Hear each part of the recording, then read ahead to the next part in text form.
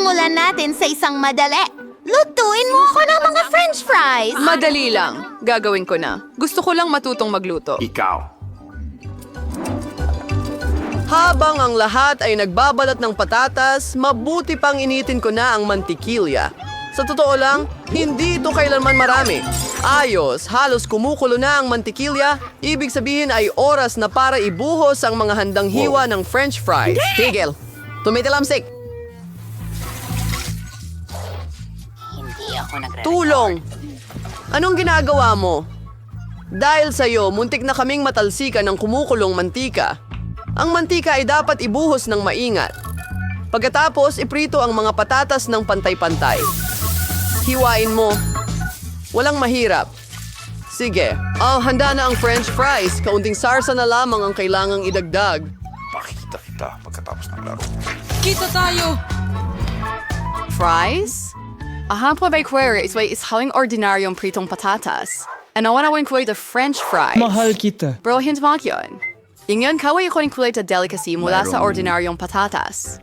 Kailangan ko ng bacon, ilang sauce, at syempre matamis na romero. Ang bango! Oh, hindi ko pa nawawala ang lahat. Bakit hindi gumamit ng marmalade na patatas? Sabi nila kung isausaw mo ito sa strawberry syrup, mas magiging masarap pa ito.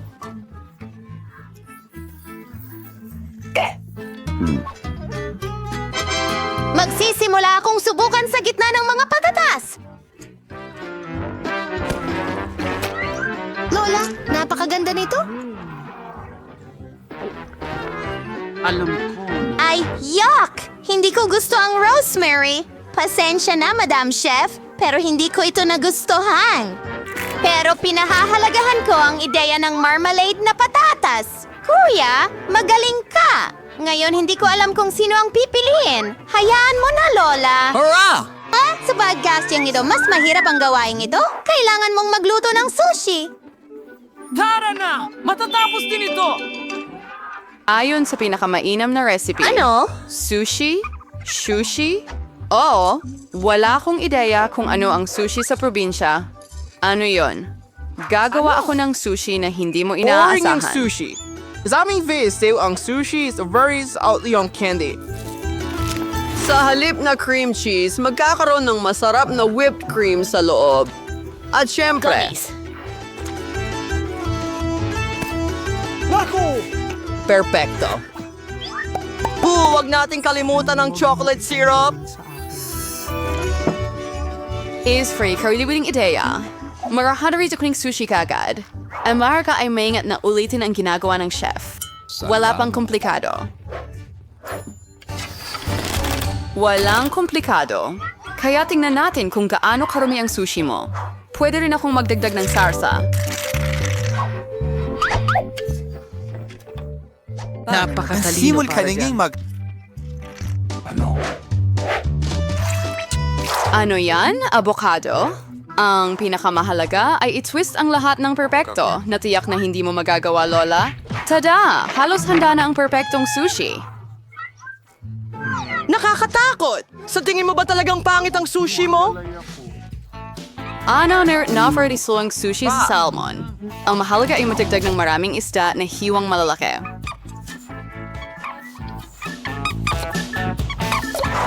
At hindi natin dapat kalimutan ang toyo? Isda, ikaw Sabihin sige! mo, gagawin ito. Pakinggan! Perfecto. Sana naging masarap ito. Wow! Mas kakita-kitang sushi ng chef. Bingo! Ang babaeng ito sa harap ng apo ko. Pero may ideya ako. Bakit hindi gumawa ng pipino sushi? Masarap ito at malusog. Pakanan. Tulungan ito. Oh, mali. Pakpak. At nakakahiya. Ano yun? Ang pipino ay isang mainam na sangkap para sa sushi. Kailangan mo lang maglagay ng mas maraming kanin dito. Hindi maganda tingnan. Hintayin mo lang. Hindi pa ako tapos. Tara! Nawawalang kagandahan ng tubig. Ano ito? Ngayon ko lang nakita ang sushi na may pipino at kanin. Wala pang ang isda. Hindi ko ito hahabulin, pero susubukan ko ang matamis na sushi ng may kasiyahan. Nakakainis. Masarap, pero hindi ito nakakabusog. Naiwan ang huling lata. Kamusta? Narito na, tunay na sushi. Ang sarap. Madam Chef, panalo ka. Salamat, kaibigan. Halata naman. Salamat. Sana makagawa ka ng waffle. Narinig ko na kailangan mong magsimula sa masa. Sa tingin ko, hindi ako magkakaproblema dito. Magdagdag tayo ng asukal. Hahaluin mo ng kaunti. Perfecto. Panahon na para magdagdag ng harina. Oh, parang may pumasok sa ilong ko. Heto, isang waffle. Ayos lang ito. Ang harina na ito ay sapat na para makagawa ko ng masarap na waffle. Kailangan mo lang haluin ng mabuti ang lahat. Gawin natin ito. Salamat. O sige. Manganin ng space to series marani buwa si waffle iron. Salamat sa panonood. To insoy kinoffer ka wasarat na waffle sa buhay ng kapatid kong babae.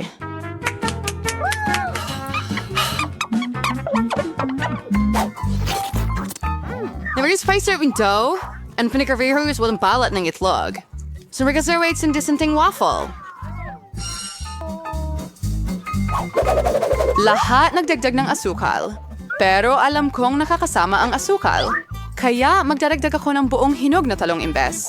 At gagawa ako ng masa mula rito. Tara, gawin natin. Siguradong magiging perfecto ito. Perfecto. And ngayon, dagdag tayo ilang itlog at 3 anos. Keyword and corn. Haluin natin ito ng gumaboy at magdagdag ng ilang gulay para sa lasa. Apat! Parang tunog pa nga. Ka. Proof mas maganda ang mesa na ito kaysa sa iyo.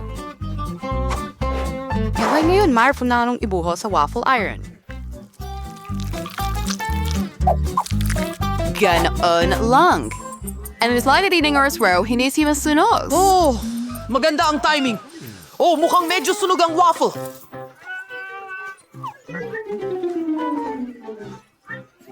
Sino yun? Okay, hahayaan ko kahit hindi ito kaya-aya. Ay whipped cream. Ilang berries at tsokolating syrup.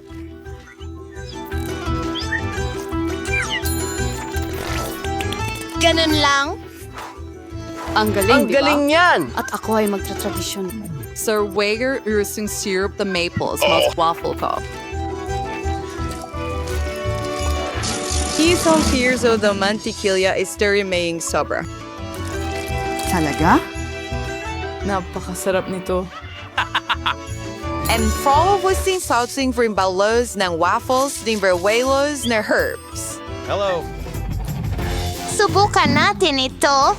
Magsisimula ako dito. Ew, medyo overcooked ang roll mo. Hindi ko kakainin yan. At ito naman, yuck! Ang lasa ng waffle ay parang damo at talong. Ayoko nito. Nakakadiri. At ito ay talagang masarap. Oo. Kita tayo Ito noon. talaga ang gusto ko. Lola, panalo ka sa round na ito. Hurrah! Sa wakas, gusto kong uminom ng isang tasa ng masarap na kape. Magagawa yan!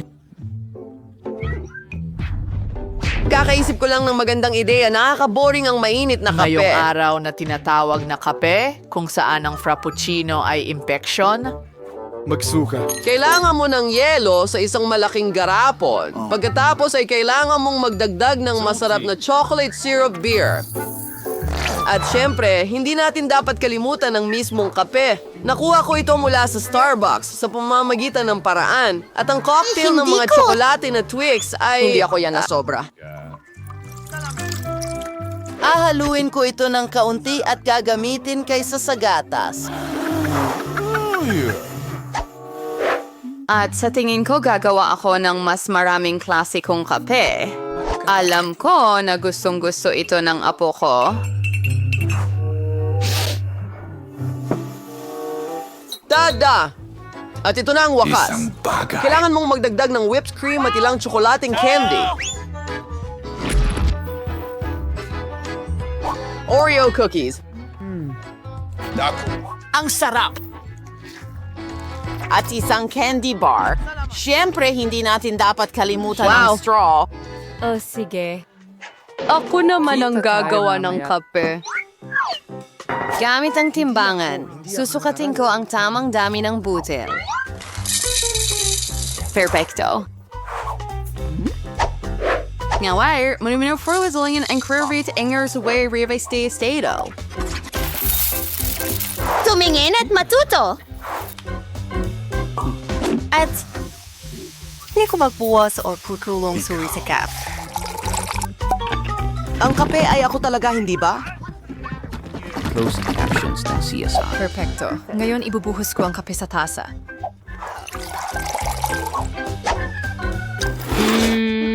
Tako na rin ang maghahalo ng gatas. Hindi. Dapat mo ring huwag kalimutan ang tungkol sa hitsura. Tignan mo ang ganda.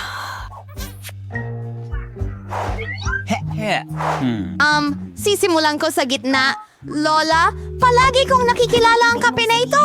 At oras na para aminin na hindi ko ito gusto kahit kaunti. Ang unang tasa ay mukhang mas kaaya-aya, masarap, pero medyo mapait para sa akin. Ang huling kandidato na lang ang natitira upang manalo. Ang astig talaga niyan. Brother, panalo ka sa round na ito? Oo, sa wakas. Magandang umaga, Nancy at Britney. Kumusta ang tulog ninyo? Sa pamamagitan nga pala, bakit kayo nasa mga hawla? At ano ang mga kakaibang pindutan na ito sa dingding? Oh, at sino pa ito? Maaari mo bang sabihin sa mga babae kung paano makalabas dito? Ginoong payaso, mukhang inaalok niya si Britney na pindutin ang isa sa mga pindutan. Wala nang ibang pagpipilian. Sulit subukan. Wow! Ano yan? Nutella? Mukhang masarap. Wow! Nakakita ka na ba ng ganito kalaking balde ng Nutella? Wow, kahit si Mr. Clown ay hindi makapagpigil. Ang sarap! At ngayon, Diyos ko, ano ang ginagawa niya?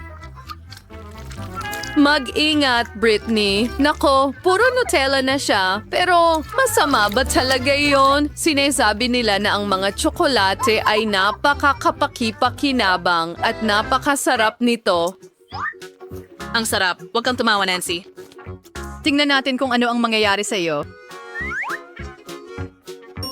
Natakpan na ako ng tsokolate ngayon. Kamusta? Sige.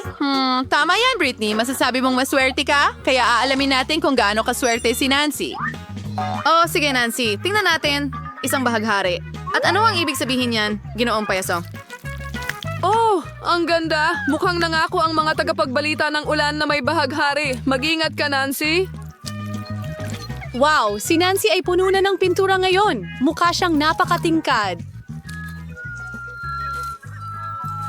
Mukhang hindi nagtitipid si Mr. Clown sa pintura. Oo, ngayon parang nahulog si Nancy sa isang putik. Oh, sandali. Mag-ingat, Britney. Mukhang napindot mo ang dalawang button ng sabay. Ano ang mangyayari ngayon? Malalaman natin? Ani, ang laki ng bariles ng masarap na matatamis na pagkain. Mag-ingat ka! Wow, sana walang mga bubuyog sa malapit. Tingnan mo kung gaano karaming pulot ang natapon kay Britney. Matatapos pa kaya ang pag-ulan ng pulot na ito? Yum.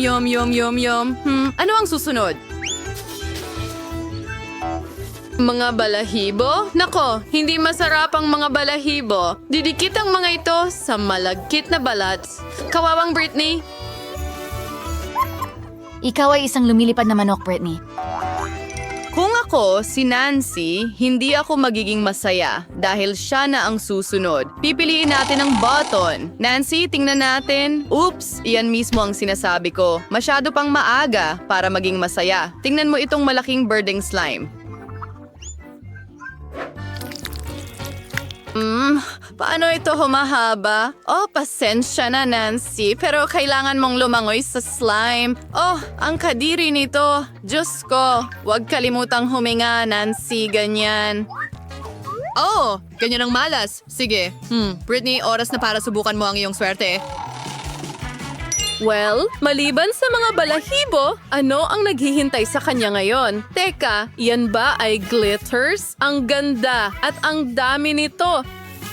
Sino ang umorder ng shower ng asul na sequins? Siguradong hindi ako.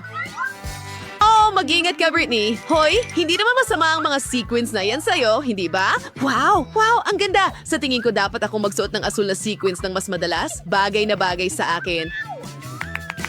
Well, okay, hangaan mo ang sarili mo at tama na yan. Panahon na para maglaro ulit. Pindutin mo ang button, Nancy. Sige, tingnan natin. Oh wow, ito ay isang pasabog na caramel. Pumuputok ito ng mahusay sa iyong bibig. Bueno, ibuka mo ng malaki ang bibig mo, Nancy. Magiging astig ito ngayon. Oo, mukhang napagtanto ni Nancy na may masarap na bumabagsak sa kanya. Ang astig. Oh, mukhang gusto rin ni Britney. Ano? Hoy, hindi yan patas. Pasensya na, Britney, pero ang pagbabahagi ng masarap na treat na ito ay hindi bahagi ng plano ni Nancy. Mukhang ubos na ang explosive caramel. Panahon na para lumipat sa susunod na hamon. Ngayon, ikaw naman, Britney. Sino ang nakakalam? Baka makakuha rin siya ng masarap na bagay. Oops! Oo, ito ay talagang napakasarap na pagkain para sa mga pusa pero hindi para sa mga tao. Tingnan mo kung gaano karaming pagkain ng pusa ito. Sapat na ito para pakainin ng 100 pusa o isang Britney. Oh, nakakahiya. At napaka-espesipikong amoy. Blech! Oh, mabuti na lang at tapos na ang packaging. Nancy, huwag matulog. Ano? Pindutin mo agad ang button? At ang inaasahan mo. Isang itlog? Kadiri, si Mr. Clown ay puno ng sorpresa. Tingnan mo itong malaking basket ng mga itlog. Talaga bang matatapon lahat ito kay Nancy? Nako, mag-ingat. Aray, siguradong masakit at hindi ka aya-aya. Ang daming itlog. Mukhang may isang itlog na tumama kay Nancy mismo sa bibig. Oh, mukhang hindi mo dapat masyadong pagtawanan ng kaibigan ni Britney. Boom! Isang tamang-tama na tamaan. Blech. Nako, aksidenteng napindot ni Britney ang napakaraming button. Ano na ang mangyayari ngayon? Malalaman natin. Wow, cola! Mukhang masarap. Sino ba ang hindi gusto ng cola? Lalo na kung napakarami nito. Well, Mr. Clown, oras na para alukin si Britney ng nakakapress kong inumin na ito. Wow! Ang daming coke ang ibinubuhos kay Britney. Mukhang napagtanto niya kung ano ang ibinubuhos sa kanya. Ang sarap! Ngayon ay amoy matamis na soda si Britney, pero sulit naman ito. Hintay? Ano yan? Harina. Isang buong balde ng harina. Mag-ingat, Britney. At mas mabuting isara mo ang iyong bibig. Hindi ito masarap? Pakiusap. Oh, tingnan mo lang ang ulan ng harina. Oh, kawawang Britney. Oo, mas maganda ang ulan ng Coke, di ba? Sige, huwag mong intindihin. Maswerte ka sa susunod. Nancy, ikaw na. Oops, 2 button na naman. Ano ang naghihintay sa atin ngayon? Wow, nakakita ka na ba ng ganito kalaking bar ng whipped cream? Gaano karaming cream ang kasya sa ganitong kalaki? Tara na. Wow, ang daming whipped cream. Diyos ko, hindi pa nga napapansin ni Nancy kung gaano siya kaswerte. Hoy, maubos pa ba ang garapon na ito? Balot na balot si Nancy ng cream mula ulo hanggang paa. Well, yun na ba talaga lahat? Oh, hindi. May isa pang regalo si Ginoong Clown sa ating bida. Matamis na sprinkles. Sa totoo lang, bagay ito sa whipped cream. Masarap. Isang ulan ng sprinkles. Ito lang ang gusto ko. Wow. Mukhang natapos na ang ulan at may enjoy na ni Nancy ang kanyang treat ng buong buo. Oh, mukhang may magnanakaw tayo. Britney, hindi yan patas. Kahit na ang dami ng whipped cream ni Nancy, hindi niya mapapansin ang nawala. Panahon na para pindutin ang button, Britney. Kaya, ano ang meron tayo dito? Wow! Maanghang na pansit! Ang laki ng pakete. Wow! Sana mahal ni Britney ang maanghang na pagkain dahil ngayon naghihintay siya ng isang buong bundok ng napakaanghang at napakasarap na pansit. Tara na. Ano? Wow, nakakita ka na ba ng ganito? Kaya ano ang kailangan para isabit ang pansit sa iyong mga tainga? Oh, Britney, ano ang lasa ng mga pansit na ito sa iyo? Hoy, huwag ka lang masyadong magpadala. Napakaanghang kasi niyan. Oh, mag-ingat, ginong payaso. Magsisimula na ng apoy si Britney. Kailangan natin ng tubig agad. Iyan na. Dapat mapalamig ka nito. Mas mabuti na ba ang pakiramdam mo, Britney? Sa susunod, mag-ingat sa maanghang na pagkain. Nancy, mukhang oras na para pindutin mo ang button. Hindi na makapaghintay malaman kung ano ang makukuha ni Nancy. Wow! Ito ay bago. Isang paputok. Ang laki. Wow! Ang ganda. Marunong si Mr. Clown mag-ayos ng tunay na kasiyahan.